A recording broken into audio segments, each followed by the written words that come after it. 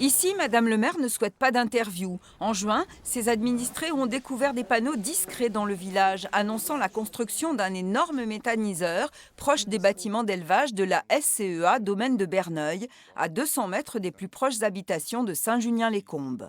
Avec la ferme, les riverains constataient déjà un accroissement des nuisances. Ils ont peur qu'avec ce projet, ce soit pire.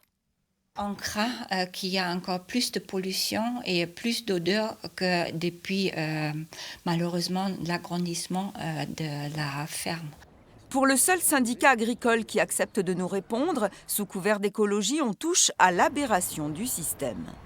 Le lait ou la viande, qui sont accessoirement produits par ces bovins, deviennent des sous-produits de l'électricité.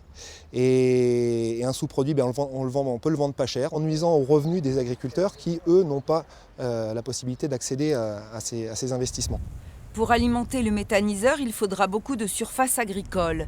Dans le secteur, selon certains riverains, toute terre libre serait convoitée par le domaine de Berneuil. La société a racheté cette autre ferme en 2014. Ce site de Barassin aussi est destiné à recevoir de digestat, c'est-à-dire le résidu ultime du futur méthaniseur. Tous les déchets, résidus par la pluie, tout ce qu'on veut, va s'écouler allègrement dans cette petite rivière, la Basine, qui coule en bas, en contrebas, à 200 mètres du site de Barassin. Mais qui est Georges Delachaux, le propriétaire de cette société agricole et à qui nous ne pourrons pas accéder? Il ne désire pas, pour l'instant, de reportage. C'est pas dans l'air du temps. C'est avant tout un industriel, quoi. Parce apparemment, il est à la tête de 22 sociétés. Il a des vignobles en Touraine. C'est quelqu'un qui n'est pas agriculteur, qui a pris le statut d'agriculteur pour pouvoir s'installer, qui avait quelques dizaines de millions d'euros à investir, en sachant très bien que la ferme avant n'était pas rentable telle qu'elle, et qui a décidé d'investir là-dedans pour faire fructifier son argent sur la base de l'électricité d'origine agricole. Nous ne dresserons pas ici la longue liste des refus de communiquer, parmi lesquels ceux qui défendent le projet.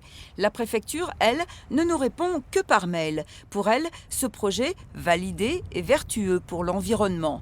Sur place, les opposants constatent en tout cas des pressions, comme par exemple... Vous allez vous retrouver à la rue, voilà, vous allez tout perdre. Qui a dit ça? Ce sont des personnes qui sont assez influentes, voilà. Les opposants au méthaniseur ont déposé un recours devant le tribunal administratif. Mais en attendant, le projet peut se concrétiser. Il n'est pas soumis au régime de l'autorisation qui impliquerait notamment une étude d'impact.